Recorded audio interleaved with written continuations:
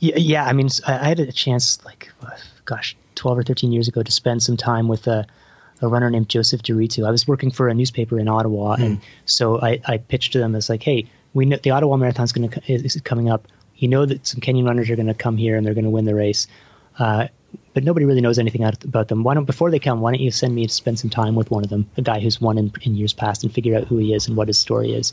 And so I really got a chance to spend some time with this guy, and it was just amazing. You sort of know the cliches about they're coming from poverty and money can be transforming, but just to hear in specific detail about this guy's life and how he he wasn't a runner. He was working as a manual laborer. He heard on the radio one year that a Kenyan guy named Eric Wainana had come third at the Olympics. And he thought, man, I used to race that guy when I was in elementary school. I bet I'm as fast as him. So he quits his job and goes and spends 3 years training as a runner with he hasn't been running since he was a kid.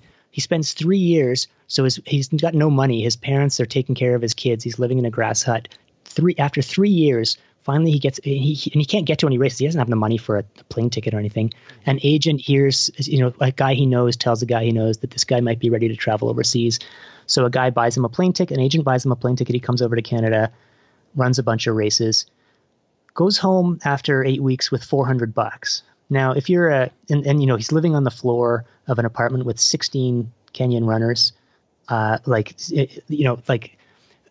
for someone like me who was in Canada racing these races, it's not, I had to have a job. It's not sustainable for me. But for them, they lived cheap enough. He went home with $400, and that was life transforming. They bought the first ever cow for milking in their family, and the next year he came back with $1,000 and was able to buy basically a farm. And so it's like, absolutely, you realize it's like, okay, yeah, that's a different level of life transformation. And this guy is on the sort of fourth tier of runners. He's not winning the Olympics. Yep. He's winning Joe's 5K in a small town in Ontario, and he's racing twice a weekend, every weekend for 8 weeks. So anyways, a bit of a digression, but it's super interesting. World. And then on the flip side, I was thinking about there's no shame in blowing up if you're a Kenyan, whereas perhaps there might be if you're an elite runner. And it reminds me of a couple of things. One was something that I heard Malcolm Gladwell talk about on his podcast, and he obviously wrote the foreword to Endure,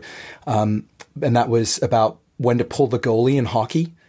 Oh yeah, that you should, that teams should do that way earlier than they do, but they don't, because once you start doing that, then 3-0 becomes 4, 5, 6, 7, 8, and it looks bad. But if you're losing, you're losing.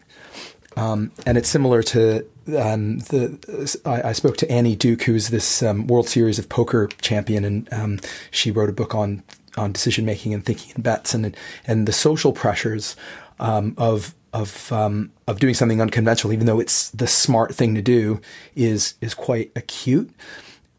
So yeah, that's a great analogy. I mean, the pulling the goalie, it's like, why don't you pull the goalie? It has nothing to do with optimizing your chances in the game, and everything to do with how it looks.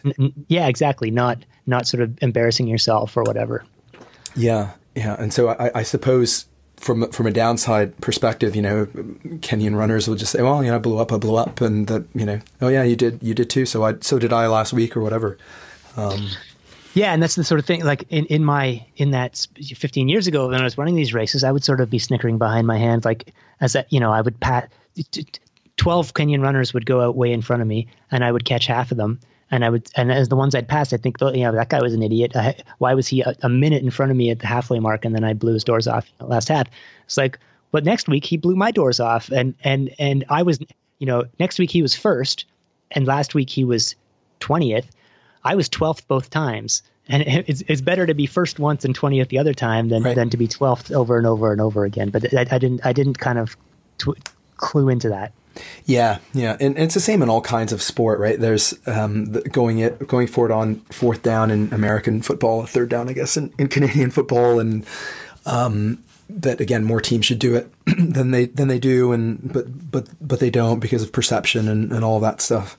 So it's super super interesting. Yeah, go ahead. I was just going to say this is as the rise of the era of analytics has started to change that in some of the team sports where you can see it's like, no, really, the onside kick really does help, or whatever whatever the case may be. That doesn't convince everybody, right? Like, you can show people stats, all day long, and they might still say, yeah, but I still don't want to do that. So it's interesting to see that culture clash, and how it sort of manifests in different